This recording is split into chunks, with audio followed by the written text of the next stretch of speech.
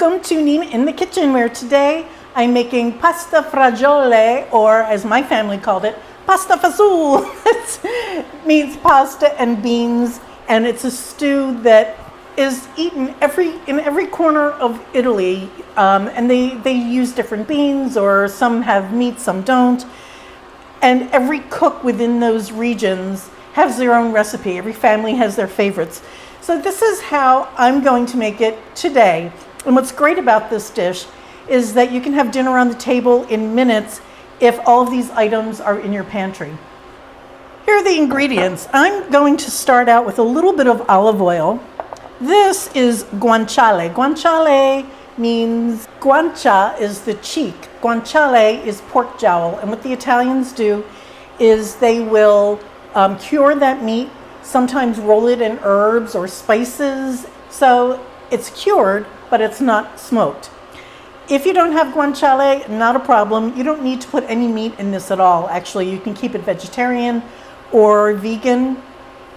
You can use pancetta, you can use bacon, but I have this little guanciale here, and I'm going to just put this into a pan and get that started. I just want some of this fat rendered on these big pieces, and I may take those out later depending on how they look. And I'll throw a little olive oil in there just to help things along. The next thing I'm going to put in is red pepper flakes. This is something that, again, it's optional. I like that little poke of heat. I have 3 medium cloves of garlic, which I've minced. That will go in just a minute. And 2 very small bay leaves. The bay leaves, again, I just happened to see it in my pantry. I grabbed it. It's a great flavor. Anything that you stew for a long time can handle bay leaf. It's just a delicious background flavor. Let me put some of this in. This guanciale is starting to get smoky and toasty, so everything can go in now. The bay leaves, the red pepper, the garlic. Here I have tomato. I always buy whole tomatoes, and then you can tear them up. This is a rustic dish, so just keeping them torn like this is perfect. If you don't want to do that, that's not a problem. You can just put a few tomatoes in with some of the juices. I think I'll use all of it. I wasn't sure if I was going to use all of it or not. You should always start with whole tomatoes, and the reason is when you buy a diced tomato, you don't really know what you're getting, number one. The quality is not going to be as good as a whole tomato because their lesser products will go into the part that's chopped up. And also, if you did a side-by-side tasting, you would realize that the whole tomato is 100% better flavor than the diced tomato or tomato puree. So it does take a little extra minute, but it is definitely worth it. And what I'm doing here is I'm taking a potato masher, the kind that goes like this, not the ones with the holes, and just mashing these tomatoes up. So they're sort of torn and ragged looking, and that's exactly what you want. Remember, this is a stew, so that's going to be perfect. Next, I'm putting in, this is a 15-ounce can. I'm using chickpeas. You can use cannellini beans. You can use white navy beans. You can start them from dry. Doesn't matter. This goes right in. Some of these, I'm going to mash those as well. You can also put this into a blender and puree it.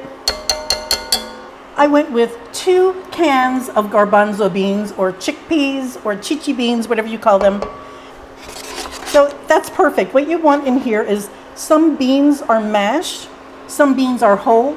Same with the tomatoes. You can put oregano in here, and I may do that. I have some rosemary. Rosemary with pork is incredible. Rosemary with tomato, rosemary with beans, wonderful. So I'm just putting them in whole, just a couple of sprigs. Well, I'll do 3, since I had 3 out. I have some water in the back. This is coming up to heat. It started to bubble. So I have water in the back, and I'm going to take my boiling water and pour that in here. Boiling hot water goes in. That's about 3 cups of water. I'm going to stir this up. It's awfully soupy. And just let this cook. And then I'm going to put a little salt in there to salt the water, because the next thing we're going to do is put pasta in here. So I want this to come up to a boil first. What I have here is Parmigiano-Reggiano cheese rind. I've spoken about it on YouTube, but I've also talked about it in my classes. So if you have taken a class with me, this is exactly what we spoke about. When they make Parmigiano cheese, they pour the curds into a big wheel, a big mold. And that mold gets dunked into a salt bath. I want to say 5 times, I'm not certain. But it creates this discoloration on the cheese.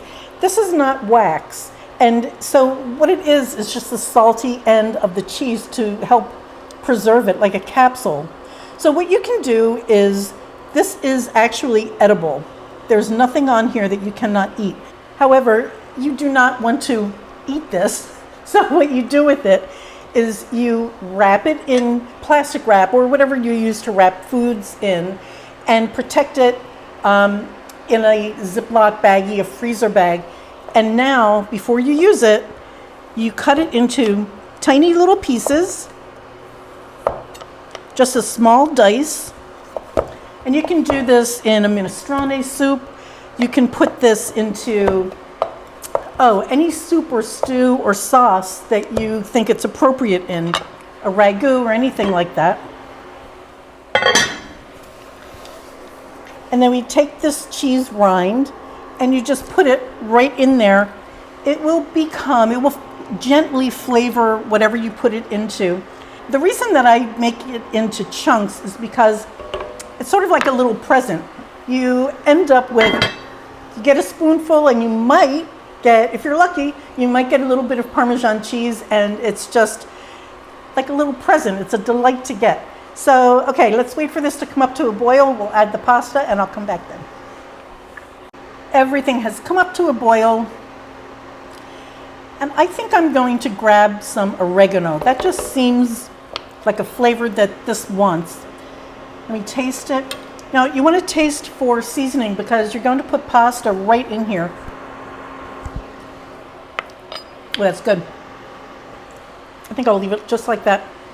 Now, I have pasta. This is about 200 grams, half a pound of pasta. You don't have to put it in here.